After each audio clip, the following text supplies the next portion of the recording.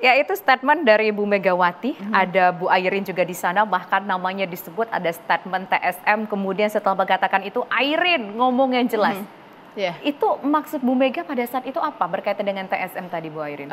Yang pasti saya merasakan bahwa beliau seorang perempuan dan salah satu inspirasi saya di politik, perempuan politik itu adalah Ibu Mega. Karena dari track record beliau sampai dengan hari ini memimpin organisasi partai yang sangat besar, itu kan butuh skill, kemampuan yang luar biasa. Jadi saya melihat beliau dari semuanya ya, itu kan hanya penggalan. Sebetulnya kan dari satu itu kan full banyak hal yang beliau bahas.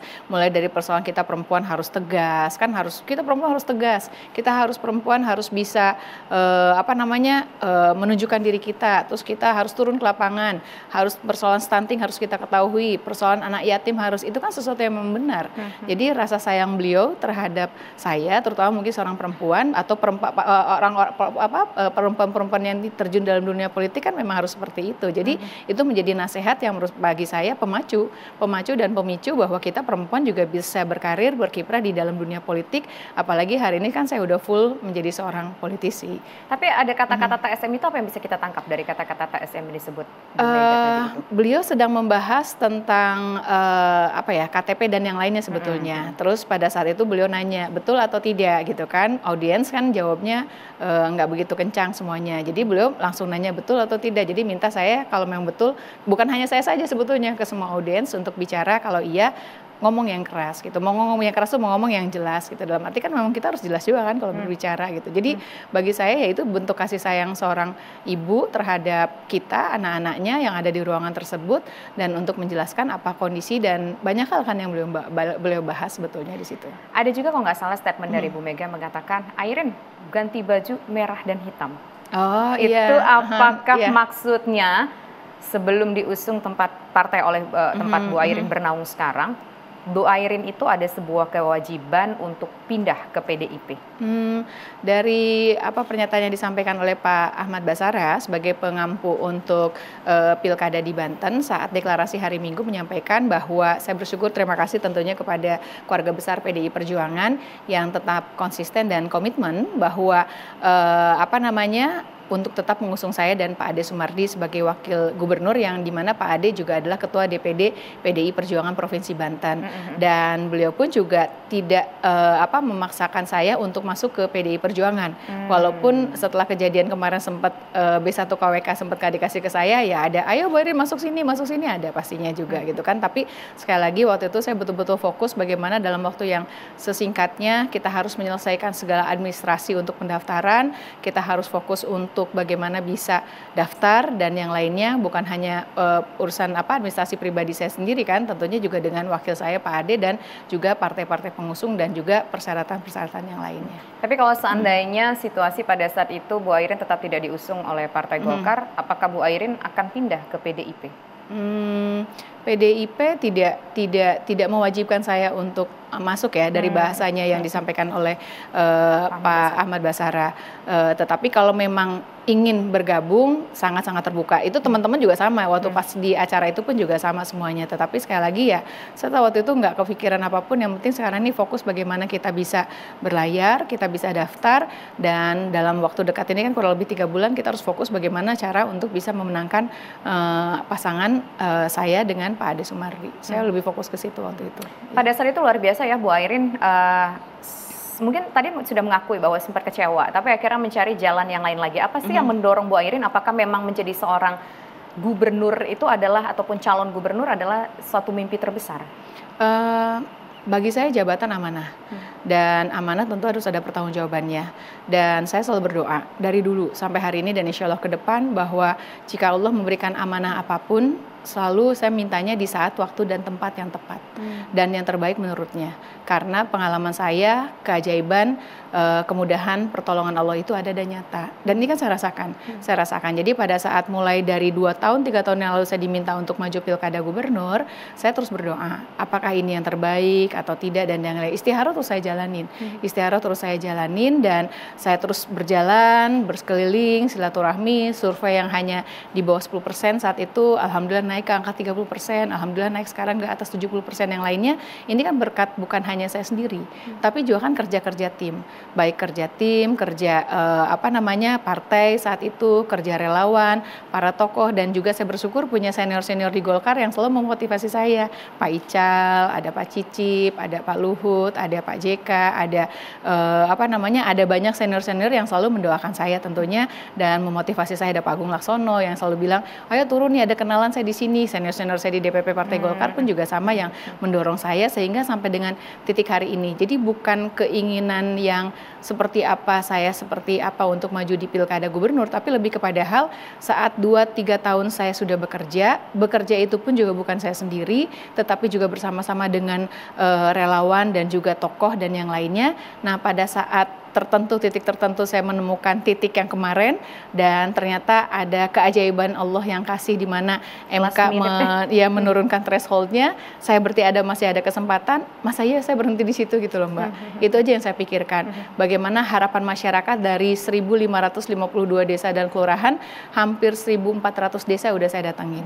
Banyak saya ketemu masyarakat, banyak mereka menyampaikan titipan aspirasinya, banyak hal yang sudah saya susun dalam visi misi gitu. Jadi makanya pada saat kemarin kalau saya berhenti tiba-tiba, terus bagaimana pertanggungjawaban saya terhadap orang-orang yang selama ini membantu saya, orang-orang yang selama ini menaruh harapan, dan manakala kesempatan itu ada, kenapa tidak kita gunakan kesempatan itu, tapi tentu sambil berdoa minta yang terbaik. Karena ini pun juga kan prosesnya masih panjang, karena pilkadanya juga kan tanggal 27 November. Ya. Nah pada saat itu kan tadi Bu Airin mengatakan bahwa ini prosesnya yang panjang 2-3 tahun bekerja, juga ada support dari senior, support dari relawan. Nah dari senior-senior Golkar sendiri ketika tahu nama Bu Airin sempat tidak akan diusung pada saat itu, ada katakanlah kalimat-kalimat support kah supaya tetap kuat, atau mungkin ada petuah-petuah kah yang diberikan dari mungkin ada siapa pada saat itu dan bicaranya apa? Ya termasuk Pak Ical, terima kasih Pak Ical, ini di TV One juga di Pak Ical gitu. Jadi beliau menyampaikan, Airin jalan nggak apa-apa, ikut aja pilkada gitu, dan terus turun ke lapangan dan yang lainnya. Beliau menyampaikan itu, dan itu juga sangat banyak membantu di saat kondisi saya waktu itu kan masih merasa gamang ya, merasa gamang, tapi support dari para senior di DPP Partai Golkar, di Partai Golkar sendiri maupun juga para tokoh, alim ulama, tokoh masyarakat yang ada di Provinsi Banten, dan terutama support dari orang tua saya dan juga putra-putri saya yang akhirnya ya udah bismillah kita deklarasi di hari Minggu pada saat itu dengan PDI Perjuangan. Pada saat itu pertama dengan PDI Perjuangan, kemudian Golkar mengusung nama Bu Airin. Nah sebelum Golkar mengusung itu kan pasti ada pembicaraan dengan Bu Airin yang pada saat itu sudah dideklarasi oleh PDIP. Siapa yang menyampaikan berita itu pertama kali ke Bu Airin dan apa yang disampaikan? Ibu Tatu, Ketua DPD Golkar Banten menyampaikan malam ini kita ditunggu oleh Pak Bahlil, Pak Ketum dengan Pak Sekjen saat itu dan beberapa teman dari pengurus, dan kita berdiskusi banyak cerita tentang membangun Banten, membangun Indonesia dan yang lainnya, dan akhirnya syukur alhamdulillah B1 KWK ada informasi insya Allah akan diberikan kepada saya besok. Dan saya di situ bersyukur. Terima kasih semuanya tentu untuk Pak Bahlil dan keluarga besar DPP Partai Golkar. Terima kasih banyak. Oke, berarti itu sebuah kejutan yang tidak terduga ya. Ada kaitannya berarti ya ini dengan putusan MK kemarin yang tidak tersandra dengan persentase itu? Mungkin ya, boleh tanyanya ke teman-teman di DPP, Apakah mungkin ini juga karena nggak jadi mengusung nama Bu Airin karena pada saat itu Bu Airin sedang penjajakan dengan PDIP, karena PDIP kan koalisinya berbeda dengan Golkar yang bergabung dengan Kim Plus pada saat itu. Apakah mungkin itu juga jadi salah satu penyebab atau gimana Bu Airin? Sempat waktu itu nama Bu Airin nggak masuk dalam informasi yang akan diumumkan jadi calon gubernur Banten pada saat itu. Ada kaitannya dengan itu kah atau gimana? Karena di luar kan kita hanya berasumsi-asumsi nih. Kan kalau sebetulnya kan skep itu udah keluar ya. Skep itu sudah keluar saat zaman kepengurusan Pak Erlangga dan Pak Sekjen Pak Ludwig saat itu. Nah, pada saat kemarin saya memahami dengan peralihan kepengurusan yang baru, mungkin ada kebijakan yang berbeda tentunya dengan kepengurusan yang lama, saya memahami, tetapi juga tidak memahami gitu. Jadi maksudnya memahami tapi tidak memahami karena bagi saya sudah menjalankan semua apa yang ditugaskan oleh DPP Partai Golkar gitu kan. Jadi kalau memang ternyata saya tidak boleh ya karena ada kepentingan yang jauh lebih besar secara nasional, ya mau gimana lagi kan. Saya pun juga kan tidak bisa memaksakan karena kan yang memberikan rekomendasi kan bukan saya pribadi gitu kan. Tapi ya sekali lagi politik itu dinamis dan saya memahami dalam arti mungkin ada banyak hal yang menjadi bahan pertimbangan saat itu, tetapi kan yang lalu udah aja. Yang penting kan di depan hari ini alhamdulillah ternyata kan Golkar bersama-sama dengan PDI Perjuangan yang bisa melihat bahwa secara konstelasi di tingkat nasional pun juga kan mudah-mudahan ini bisa mewarnai bahwa semuanya juga punya tujuan yang sama. Jadi partai politik bagi saya kan alat tools bagaimana kita untuk bisa memberikan kebermanfaatan. Semua partai juga pasti sama, punya tujuan yang sama. Semua partai pasti ingin mengajukan kadernya masing-masing. Tentu dengan tujuan yang sama untuk ikut dalam kontestasi pilkada, masuk ke dalam sebuah sistem pemerintahan, tata kelola pemerintahan yang baik, tentunya dalam rangka memberikan kebermanfaatan untuk masing-masing masyarakat. Kalau di Banten tentunya untuk masyarakat di Provinsi Banten. Tapi benar nggak kan setelah ada putusan MK itu kan menunjukkan bahwa sebenarnya bisa loh Bu Airin dimajuin tanpa mungkin harus berkoalisi dengan pihak lain. Tapi ada pertanyaan nggak? Kenapa saya sempat pada saat itu akan dilengserkan dalam tanda kutip? Ada terbersit seperti itu nggak? Kan nama saya udah dikasih tahu nih dari awal gitu. Ada lah, namanya manusiawi. Apalagi skepnya udah atas nama saya kan. Ada manusiawi gitu kan. Cuman ya saat itu disampaikan bahwa ada hal yang keputusan yang harus diambil dalam rangka melihat konstelasi nasional, ada kepentingan yang lebih luas lagi.